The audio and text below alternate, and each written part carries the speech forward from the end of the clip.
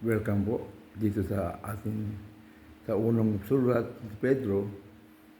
Ang unang sulat ni Pedro ay para sa mananampalataya.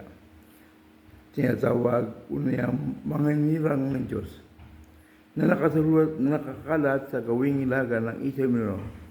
Ang panganuhi layunin na sulat nito ay palakasin ang loob ng mga sinulatan niya, sapagkat dumaranas ang mga ito ng matinding pag-uusig at pagtitiis dahil sa kanilang pananampalataya.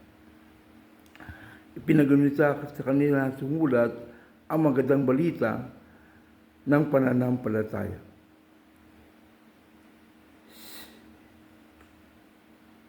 Sinabi niya ang kamatayan, muli pagkabuhay at pagbabalik ng Panginoon ni Jesus Cristo ang magdudulot sa kanila ng pag-asa. Dahil dito, dapat nilang tanggapin ang tiisin at kahirapan, sapagkat natitiyak nilang ito isang pagsubok sa katapatan ng kanilang pananampalataya. Bukod dito, sila'y gagantipalaan sa araw na umayag si Kristo.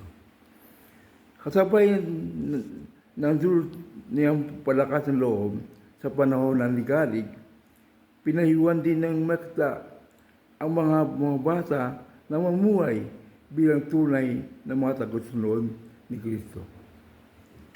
Panimula, paggunita tukol sa pagligtas ng Diyos.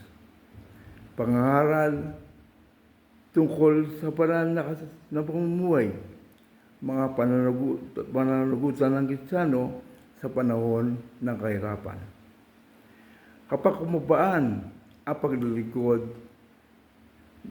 ng Kristiyano at pagwawakan. Purihin po ang Panginoon.